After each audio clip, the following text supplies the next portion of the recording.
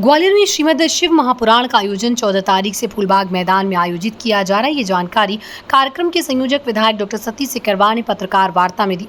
उन्होंने जानकारी देते हुए बताया कि बुधवार 14 मई को सनातन मंदिर से भव्य कलश यात्रा निकाली जाएगी। ये कलश यात्रा इंदरगंज चौराहा, नदी गेट, गुरुद्वारा, डीडी मॉल होते हुए बाग स्थित कथा स्थल पहुंचेगी। कलश यात्रा का जगह जगह पुष्प वर्षा का आम जनों द्वारा स्वागत किया जाएगा। उन्होंने बताया ये कथा 1 लाख गौवंश के आश्रय के लिए की जा रही है। उन्होंने बताया कि इस कथा का उद्देश्य वर्तमान समय में मानव भौतिक रूप से रोजगार की समस्या एवं दैनिक बीमारियों से ग्रसित है। भगवान भोलेनाथ की कथा न केवल भौतिक बाधाओं का निवारण करती है तथा मोक्षदायिनी है। उन्होंने जानकारी देते हुए कहा, गालव ऋषि की तपोभूमि पर गौवंश के संरक्षण, 1 लाख गौमाता की सेवा का संकल्प धारण कर अन्न का त्याग करने वाले पुराण मनीषी पूज्य श्री कौशिक जी महाराज की श्रीमुख से शिव महापुराण कथा का श्रवण कराएंगे। महापुराण का जो है ग्वालियर महानगर में फूलबाग मैदान पे 14 तारीख से लेकर 23 तारीख तक शिव महापुराण कथा का आयोजन किया जा रहा है। इस कथा में हमारे पूज्य संत कौशिक जी महाराज हमें सभी को कथा का श्रवण कराएंगे और उसकी तैयारी बड़े जोर शोर से चल रही है।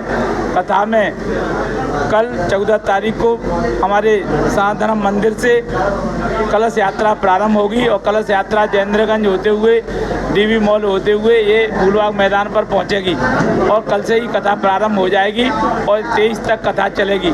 और ये पूरी कथा है गौवंश को समर्पित है। जैसा कि हमारे पूज्य महाराज जी श्री कौशिक जी महाराज जी लगातार गौवंश के लिए काम कर रहे हैं और उनकी जो गौशाला है वृंदावन धाम में, वहाँ लगभग 20,000 से अधिक गौवंश वहाँ है। और महाराज जी ने यह तय किया है जब तक 1 लाख गौवंश एक छत के नीचे वृंदावन धाम में नहीं रहेगा तब तक वो भोजन नहीं करेंगे। वो भोजन उन्होंने पिछले 6 साल से त्याग रखा है, केवल गौ माता का दूध पीकर अपना जीवन जी रहे हैं।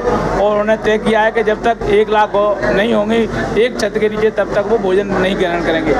और यहाँ ग्वालियर के जो शिव भक्त हैं बड़ी संख्या में लोगों को हमारे पास फ़ोन आ रहे हैं, उनकी सूचना आ रही है और पूरी व्यवस्थाएं हमारे कार्यकर्ता और ट्रस्ट के द्वारा की जा रही हैं। ट्रस्ट लगातार पूरी व्यवस्थाओं की मॉनिटरिंग कर रहे हैं, चाहे वहाँ पादुका रखने की व्यवस्था हो, पेयजल की व्यवस्था हो, लोगों को आए उनको बैठने की व्यवस्था हो। हमारी बहनें और पुरुष जितने भी ग्वालियर में भक्त आएंगे उनको बैठने की वहाँ समुचित व्यवस्था हो। गर्मी का समय है, उनको सभी तरह की व्यवस्थाएं रहें, वहाँ किसी प्रकार की किसी को कोई परेशानी नहीं रहे।